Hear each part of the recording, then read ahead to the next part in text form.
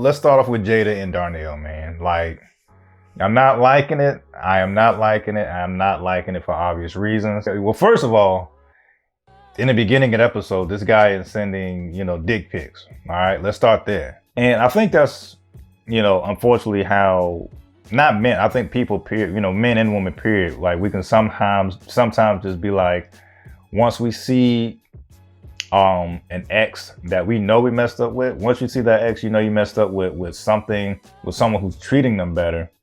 Now all of a sudden you want to get your shit right and be like, hey man, I really can be the person you want me to be, blah blah blah. It's like, where was that Darnell when she was single? Where was our Darnell before Sway came along? That's all I'm saying. I'm gonna leave it alone.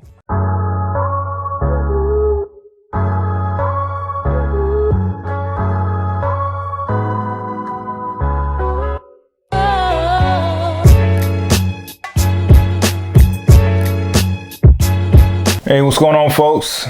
This is your boy Ryan. This is another episode of Just My Opinion with Ryan. For those who are new to the channel, thank you. Hopefully you can just hit that subscribe button, hit that notification bell.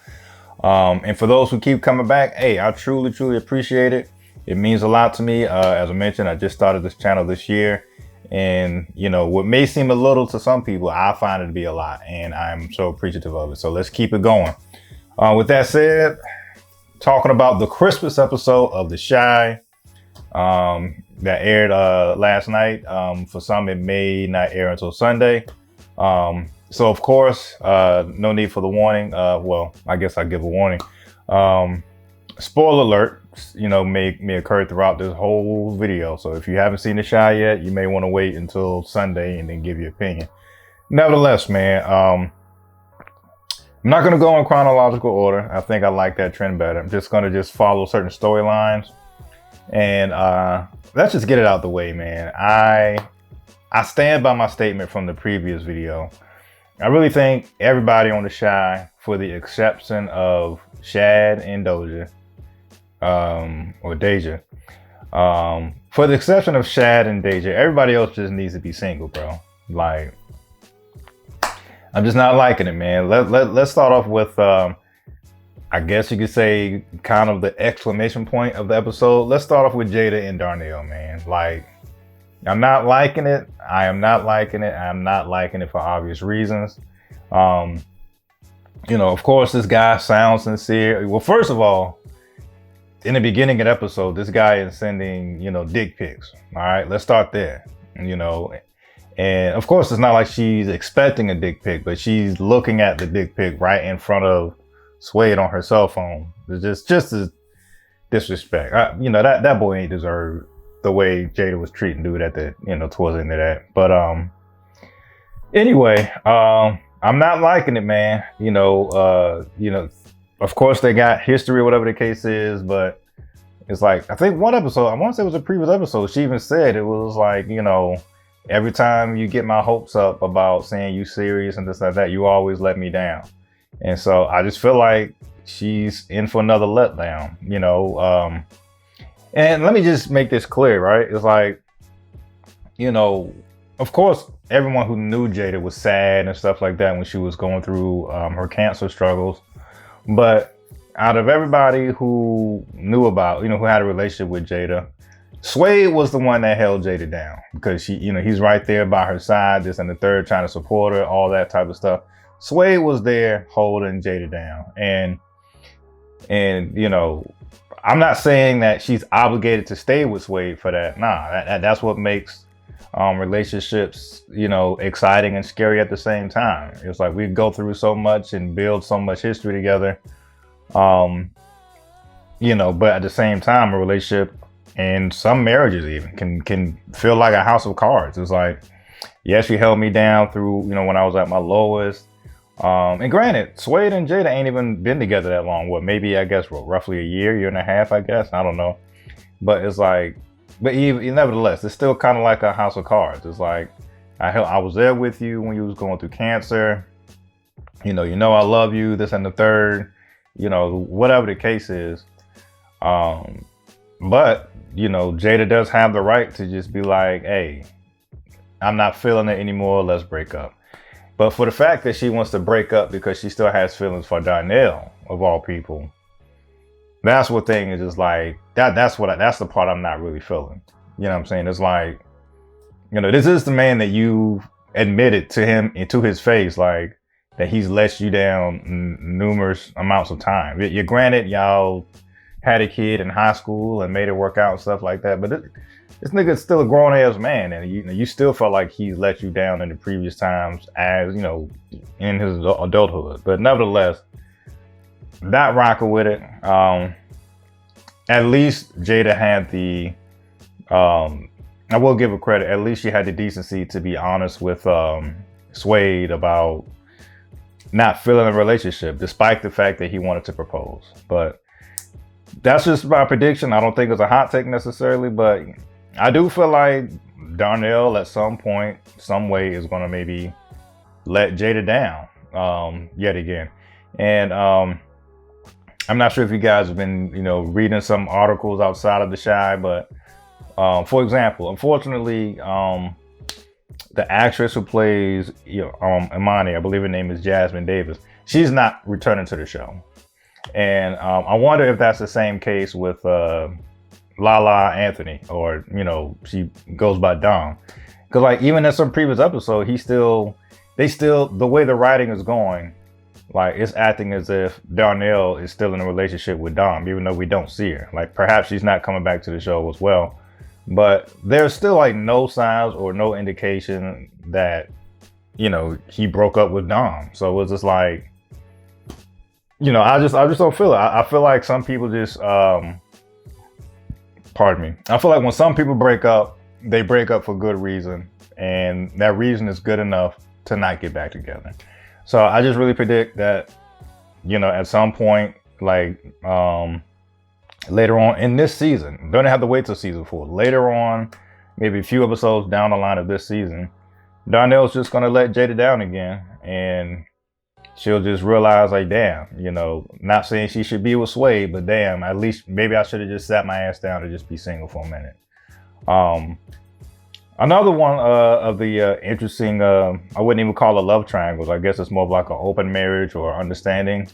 We see Duda, he coming through in the bright red suit, dropping off some Christmas spirit. He put down a hefty donation to make sure all the less fortunate people throughout Chicago are fed and have gifts and stuff like that.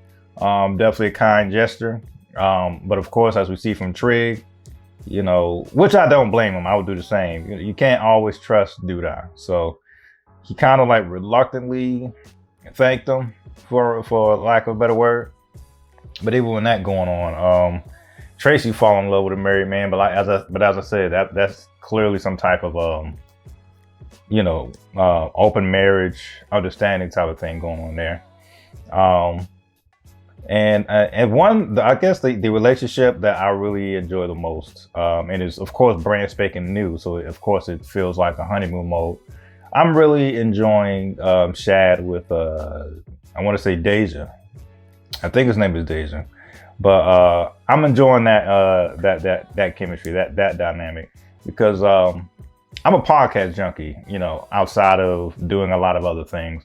And sometimes when I listen to some of these relationship podcasts and stuff like that, or single people talking about how the dating pool is trash, and the thing that I find refreshing about Shad and Deja, it reminds me of like the time when it's like, whatever happened to just, I like the way you look, because let's be honest, we are visually attracted to people first. But whatever happened to, I like the way you look, I like the way you carry yourself. You definitely have a good amount of intelligence about yourself.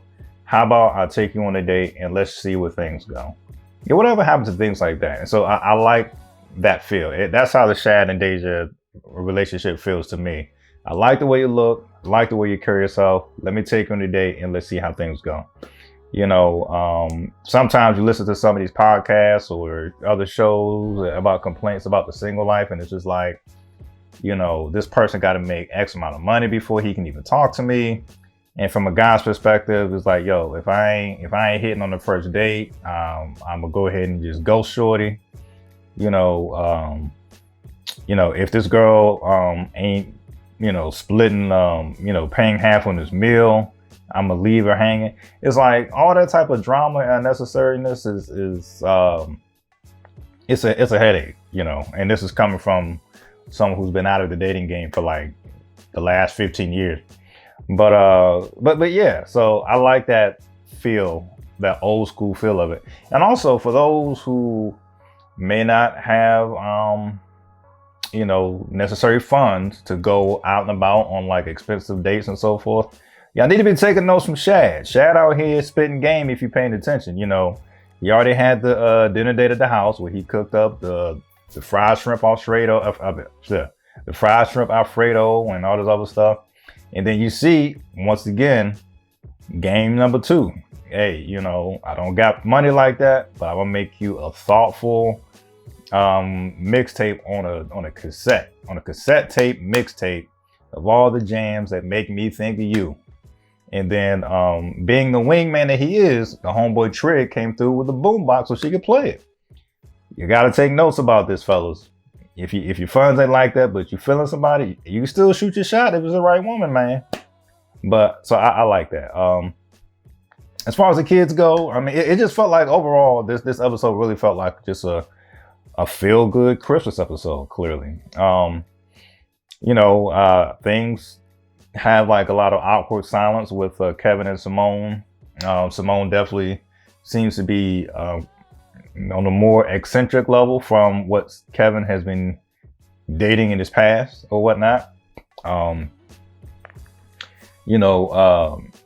Unfortunately for Lene, that was probably the main down part of it. Was her brother was locked up on a murder charge. That was probably like the biggest downer of the episode.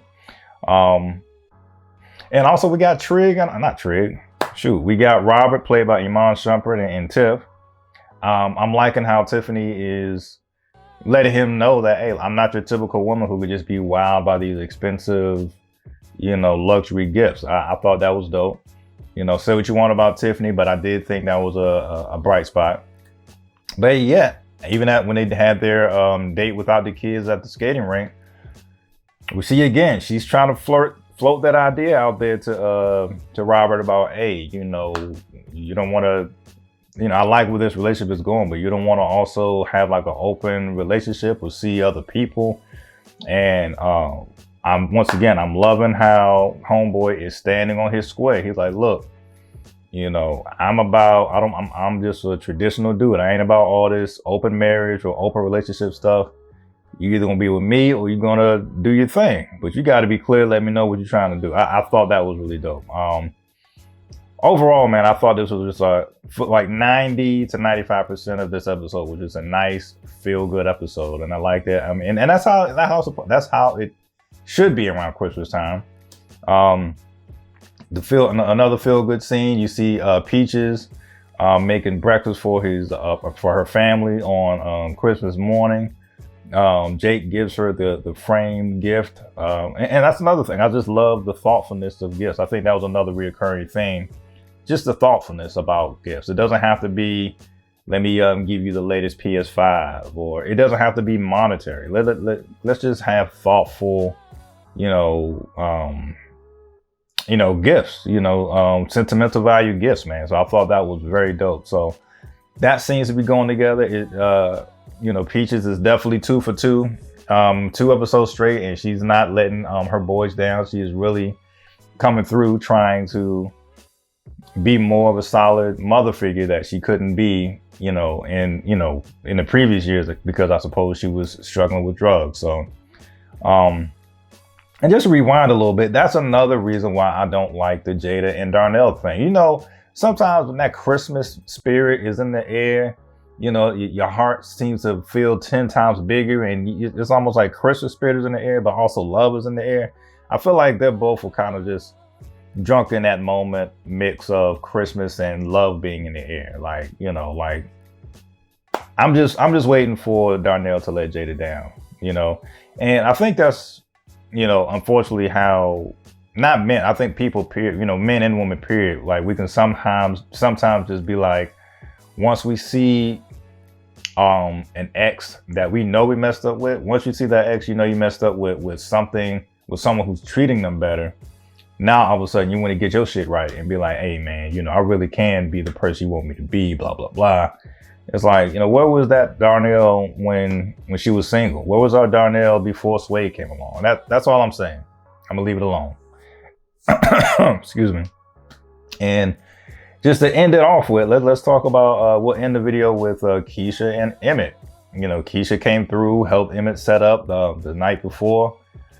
They kind of rekindle some things. And I think that's a good topic, actually, because if you remember, Keisha and Emmett dated, you know, of course, back in the day.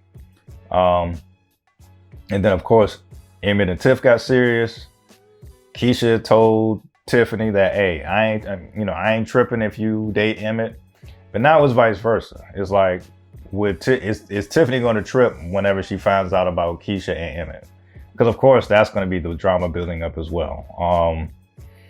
I don't really think Keisha is wrong necessarily, because as I mentioned, I mean, if anything, they just passing the same dude back and forth. Like I said, Keisha and Emmett apparently used to date in high school. And next, you know, Emmett and Tiffany had a serious thing going on. And then now that they got divorced, Emmett seems like he's leaning back towards Keisha now. I feel like it's inevitable. Whenever Tiffany finds out about this, I feel like Tiffany's going to be feeling away, you know, feeling kind of angry, mainly at Keisha perhaps. So I'm interested to see where that storyline goes, man. But overall, I think this was a really feel good episode. I love the messages of, as I mentioned, thoughtfulness behind your gift, not necessarily let me get you the flashiest, shiniest, most expensive thing that you want. You know, I really appreciated the sentimental value that went along with some of the gift givings in this episode. Dre and Nina seem to be going really good. They're highlighting therapy. And I even like how, you know, the girls get together and they do their girl talk thing, man. It was just an overall feel good episode. As I mentioned throughout this video, not the hottest of takes. I do feel like Darnell's going to let Jada down after this whole Christmas energy passes. I do feel like Tiffany's going to feel away when she finds out about Keisha kissing Emmett, even though Tiffany is the one who initiated the divorce. I can't wait to see what happens, man. Let me know your thoughts or your perspective about this past episode. And hey, love it or hate it, folks. These are just my opinions. Peace.